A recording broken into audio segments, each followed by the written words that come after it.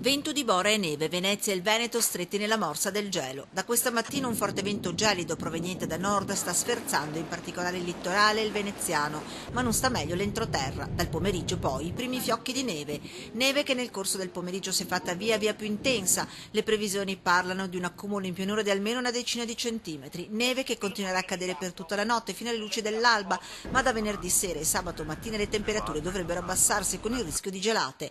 Una situazione meteorologica che ha portato alcuni comuni del Veneto orientale, Portogruaro, San Stino e Concordia a chiudere anticipatamente le scuole di ogni ordine e grado. Intanto questa mattina vertice regionale in prefettura a Venezia con tutti gli enti, forze dell'ordine, protezione civile, ferrovie dello Stato e SUEM. Si tratta di situazioni che possono essere affrontate con gli ordinari mezzi, quindi questo ovviamente ci induce a non adottare alcun provvedimento restrittivo della circolazione.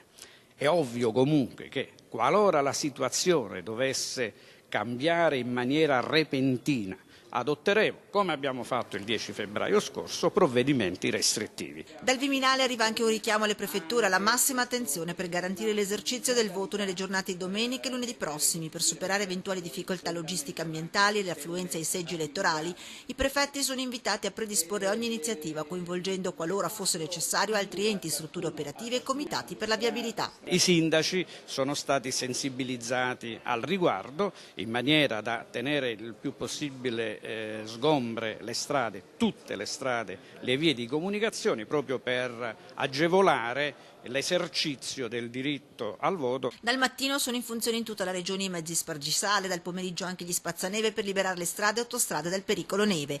L'attenzione rimane elevata anche se le perturbazioni dovrebbero passare con relativa velocità.